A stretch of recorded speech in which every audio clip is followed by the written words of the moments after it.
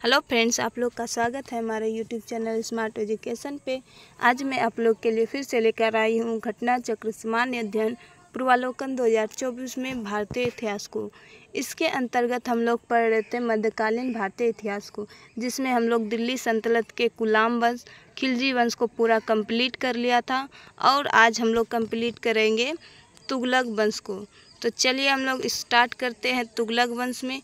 तुगलक वंश में हम लोग देखेंगे कि किस किस ने राज किया, किस तरह से शासन किया, उसको हम लोग देखेंगे। तो चलिए हम लोग स्टार्ट करते हैं। दिया हुआ है कि अलाउद्दीन के सेनापतियों में गयासुद्दीन तुगलक या गाजी मलिक तुगलक वंश का प्रथम शासक था। उसने तुगलक वंश की स्थापना की। तो तुगलक वंश की स्थापना किसने की? तो गयासुद्दीन तुगलक या फिर गाजी मलिक, दोनों एक ही है। उसकी माता हिंदू जाट महिला थी और पिता एक कोरोना तुर्क था जो बलबन का दास था। तो गयासुद्दीन तुगलक का पिता कौन था? एक कोरोना तुर्क था जो बलबन का दास था। गयासुद्दीन तुगलक अलाउद्दीन खिलजी के शासनकाल में कई महत्वपूर्ण अभियानों का अध्यक्ष था। उसे दीपालपुर का राज्यपाल नियुक्त किया गया था। 29 अवसरों पर उसने मंगोलों के विरुद्ध युद्ध किया। उन्हें भारत से बाहर खदेड़ा, इसलिए वह मलिक उल गाजी के नाम से प्रसिद्ध हो गया। खुसरो शाह को समाप्त करके उसने दिल्ली के सिंहासन पर अधिकार कर लिया। 8 सितंबर 1320 को सुल्तान बना। तो गयासुद्दीन तुगलक किस वर्ष तुगलक वंश की स्थापना की और कब सिंहासन पर बैठा? तो 1320 ईस्वी में। इसका एक नाम गाजी बेग तुगलक या गाजी तुगलक भी था। इसी कारण इतिहास में उसके उत्तराधिकारियों को तुगलक पुकारा जाने लगा। उसका वंश तुगलक वंश कहलाया। तो गयासुद्दीन तुगलक का कौन सा वंश कहलाया? तो तुगलक वंश कहलाया। गयासुद्दीन तुगलक के समय में लगान किसानों से पहले की तरह पैदावार का 1/5 से 1/3 भाग वसूल किया जाने लगा। आवश्यकता अनुसार अकाल की स्थिति में भूमि कर को माफ़ कर दिया गया। राजस्व वसूली में सरकारी कर्मचारियों को हिस्सा न देकर कर मुक्त जागीरें दी गई। गयासुद्दीन तुगलक के समय नस्ल एवं बटाई प्रथा का प्रचलन रही। तो गयासुद्दीन के समय कौन सी प्रथा का प्रचलन रहा? नस्ल और बटाई। अलाउद्दीन के समय कठोर दंड व्यवस्था समाप्त कर दी। अलाउद्दीन के जो समय कठोर दंड थी उनको गयासुद्दीन तुगलक ने समाप्त कर दी। परंतु कर ना देने वाले, सरकारी धन को बेईमानी करने वाले और चोरों को कठोर दंड दिए गए। बरनी के अनुसार तुगलक शाह के न्याय से भेड़िए को भी इस बात को साहस नहीं होता था कि वह किसी भेड़ की ओर देखे। दिल्ली सल्तनत के सभी सुल्तान मोहम्मद बिन तुगलक, जिसका समय था 1325 से 1351 ईस्वी तक, सर्वाधिक विद्वान और शिक्षित शासक था। तो तुगलक वंश में सबसे सर्वाधिक शिक्षित और सर्वाधिक विद्वान कौन था? तो मोहम्मद बिन तुगलक था, जिसका समय था 1325 से 1351 ईस्वी तक। वह खगोल शास्त्र, गणित एवं आयुर्विज्ञान सहित अनेक विद्याओं से निपुण था। मोहम्मद बिन तुगलक ने कृषि की उन्नति के लिए एक नई विभाग, जिसे दीवान ए अमीर ए कोही की स्थापना की। तो तुगलक वंश के शासक मोहम्मद बिन तुगलक ने कृषि की उन्नति के लिए इन्होंने दीवान ए अमीर ए कोही की स्थापना की।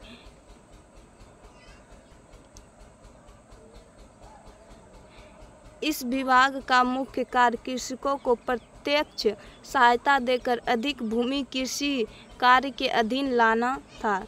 60 वर्ग मील की भूमि का एक लंबा टुकड़ा इस कार्य के लिए चुना गया। भूमि पर कृषि सुधार किए गए और फसल चक्र के अनुरूप हेर फेर के साथ विभिन्न फसलों की खेती भी की गई।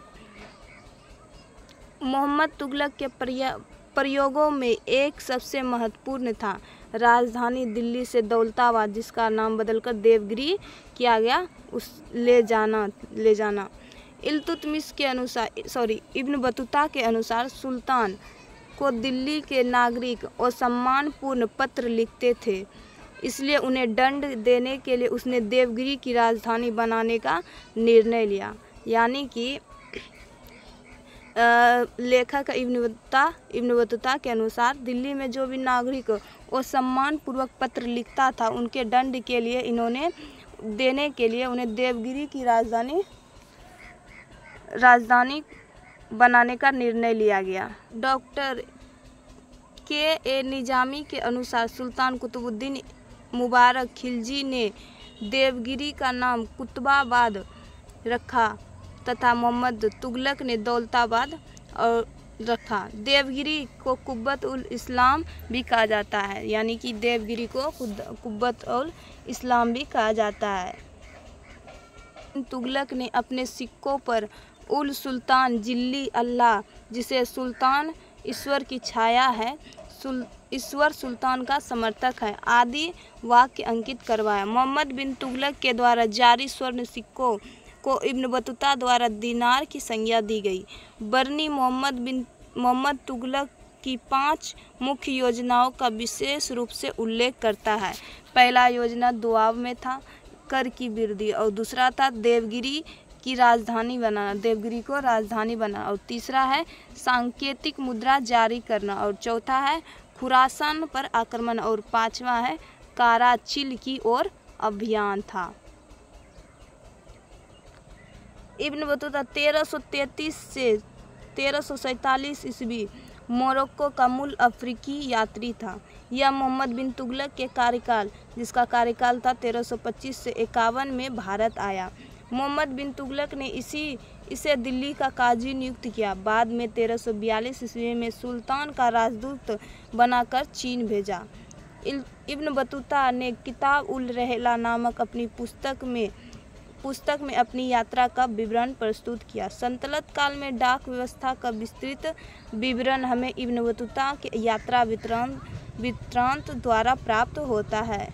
दिल्ली के सुल्तानों में मोहम्मद बिन तुगलक प्रथम सुल्तान था जो हिंदू त्योहारों मुख्यतः होली में भाग लेता था। तो दिल्ली सल्तनत के प्रथम ऐसा सुल्तान मोहम्मद बिन तुगलक था कि वो हिंदू त्यौहार जैसे होली में भाग लेता था। उसने गैर तुर्कों और भारतीय मुसलमानों को भी सरकारी पदों पर नियुक्त किया था, जिसके कारण बरनी ने उसकी कटु आलोचना की। ऐसे व्यक्तियों को छिछोरा, माली, जुल्हा, नाई, रसोइया आदि कहा गया।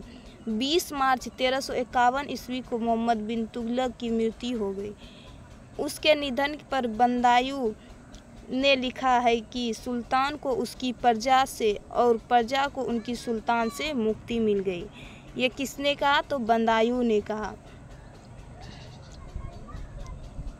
फिरोज शाह तुगलक ने सामान्य लोगों की भलाई के लिए कुछ उपहार के कार्य किए। नियुक्ति के लिए एक दफ्तर, जैसे रोजगार दफ्तर कहते हैं, खोलकर तथा प्रत्येक मनुष्य के गुण एवं योग्यता की पूरी जांच पड़ताल के बाद यथासंभव अधिक से अधिक लोगों की नियुक्ति देकर उसने बेकारी, जिसको बेरोजगारी कहते हैं, की समस्या का हल करने का प्रयास किया।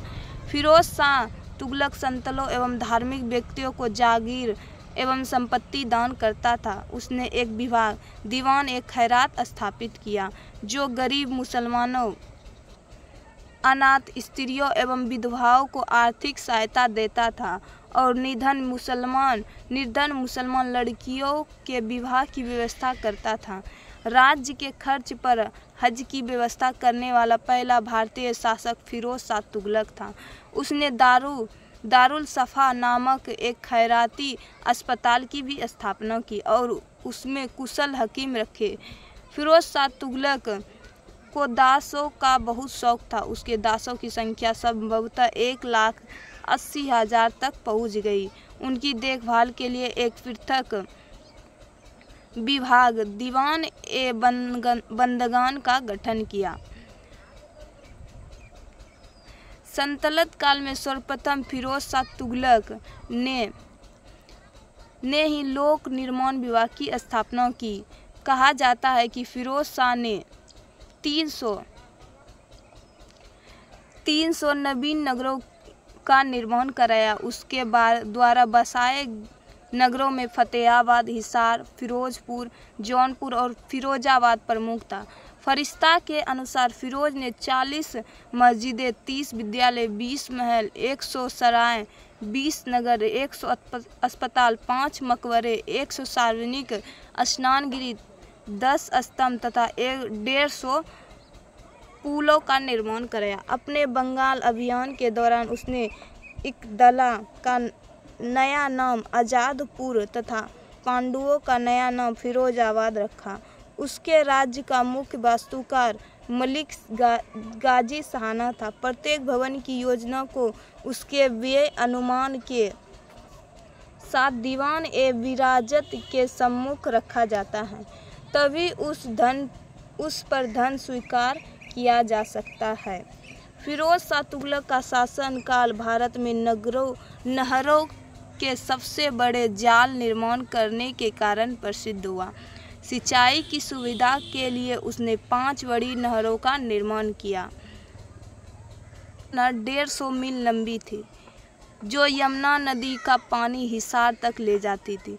जो पहला नहर था वो 150 लंबी थी और यमुना नदी का पानी हिसार शहर तक वो ले जाती थी। दूसरा जो नहर था वो 96 मील लंबी थी, जो सतलज से घाघरा तक जाती थी। दूसरा नहर कहाँ से कहाँ तक जाती थी? सतलज से घाघरा तक जाती। और तीसरा नहर सिरमौर की पहाड़ियों से निकलकर हांसी तक जाती थी। तीसरा नहर कहाँ से कहाँ तक जाती थी? सिरमौर की पहाड़ियों से निकलकर हांसी तक। और चौथी घाघरा से फिरोजाबाद तक जाती थी। और 5वीं यमुना नदी से फिरोजाबाद तक। आगे है कि फिरोज तुगलक ने सिंचाई और यात्रियों की सुविधाओं के लिए 150 कुएं खुदवाए। फरिश्ता के अनुसार फिरोज ने सिंचाई की सुविधा के लिए विभिन्न स्थानों पर 50 बांध और 30 झीलों अथवा जल के संग्रह करने के लिए तालाबों का निर्माण करवाया। फिरोज तुगलक ने उलेमा वर्ग की स्वीकृति के पश्चात हक-ए-सर्व नामक सिंचाई कर लगाने वाला दिल्ली का प्रथम सुल्तान था। तो उलेमा वर्ग की स्वीकृति पर के पश्चात हक-ए-सर्व नामक सिंचाई पर किसने कर लगाया था? तो फिरोज शाह तुगलक ने। उन किसानों को जो सिंचाई के लिए शाही नगरों का पानी में प्रयोग लाते थे, अपनी पैदावार का 1/10 भाग सरकार को देना पड़ता था।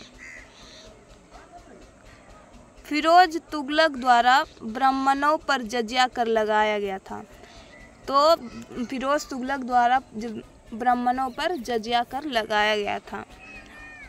उल्लेखनीय है कि उस समय तक ब्राह्मण इस कर से मुक्त रखे गए थे। फिरोज शाह तुगलक ने बागवानी में अपनी अभिरुचि के कारण दिल्ली के निकट 1200 नए फलों के बाग लगाए। उसने अपने बागों में फलों की गुणवत्ता सुधारने की उपाय किए थे। फिरोज शाह तुगलक द्वारा अशोक के 2 स्तंभों को मेरठ और टोपरा, अब अंबाला जिले में है, से दिल्ली लाया। तो अशोक के 2 स्तंभ थे, मेरठ और टोपरा, जिसे फिरोज शाह तुगलक ने कहाँ लाया? दिल्ली लाया। टोपरा वाले स्तंभ को महल तथा फिरोजाबाद की मस्जिद के निकट पुनः स्थापित कराया गया। मेरठ वाले स्तंभ को दिल्ली के वर्तमान बड़ा हिंदू राव अस्पताल के निकट एक टीले कसके शिकार या आखेट स्थान के पास पुनः स्थापित कराया। दिल्ली के सुल्तान फिरोज तुगलक ने इस उद्देश्य से एक अनुवाद विभाग की भी स्थापना की कि उससे हिंदू एवं मुस्लिम दोनों संप्रदाय के लोगों में एक दूसरे के विचारों को समझ बेहतर हो सके। उसने कुछ संस्कृत ग्रंथों का फारसी में अनुवाद भी करवाया था। नसरुद्दीन महमूद अब आता है, जिसका समय था 1394 से 1412 ईस्वी तक। तुगलक वंश का यह अंतिम शासक था। तो तुगलक वंश का अंतिम शासक कौन हो जाएगा? नसरुद्दीन महमूद। इसके शासनकाल में ख्वाजा जहां ने जौनपुर के स्वतंत्र राज्य की स्थापना की। जौनपुर के स्वतंत्र राज्य की स्थापना किसने की? ख्वाजा जहां ने। पंजाब का सूबेदार खिज्र खां स्वतंत्र होकर दिल्ली को प्राप्त करने के लिए प्रयत्न करने लगा। फिरोज के एक अन्य पुत्र नुसरत शाह ने नसरुद्दीन को चुनौती दी। फलस्वरूप तुगलक वंश दो भागों में विभाजित हो गया और दोनों शासकों ने एक ही साथ दिल्ली के छोटे से राज्य पर शासन किया। नसरुद्दीन दिल्ली में रहा और नुसरत शाह फिरोजाबाद में। नसरुद्दीन महमूद के शासनकाल में मध्य एशिया के महान मंगोल सेनानायक तैमूर ने भारत पर आक्रमण किया था। कब किया था? 1398 ईस्वी में। यह कथन इसी शासक के लिए प्रचलित था। शाहनशाह की सल्तनत दिल्ली में पालम तक फैली हुई है। ये कथन किसके लिए था? तो तैमूर के लिए था, जो एक मंगोल आक्रमणकारी था। इन्होंने भारत पर आक्रमण किया था 1398 ईस्वी में। जो किसका शासनकाल था? तो नसरुद्दीन महमूद के शासनकाल में। तैमूर के आक्रमण 1398 ईस्वी ने दिल्ली सल्तनत एवं तुगलक वंश दोनों को ही नष्ट कर दिया। 1412 ईस्वी में नसरुद्दीन महमूद की मृत्यु के साथ ही तुगलक वंश का अंत हो गया। 1413 ईस्वी में सरदारों ने दौलत खां को दिल्ली का सुल्तान चुना गया, परंतु उसे खिज्र खां ने पराजित कर वह तैमूर द्वारा नियुक्त लाहौर का सूबेदार था। तैमूर के आक्रमण के बाद 1414 ईस्वी में उसने दिल्ली पर अधिकार कर एक नए वंश सैयद वंश की नींव डाली। किसने सैयद वंश की स्थापना की? तो खिज्र खां ने। कब? 1414 ईस्वी में। तो आज हमारा तुगलक वंश पूरा समाप्त हो गया है। अब बचा है हमारा प्रश्न, जो हम कल के वीडियो में करेंगे पार्ट 2 के रूप में। तो मिलते हैं कल के वीडियो के साथ, क्वेश्चन के साथ। तब तक के लिए थैंक यू।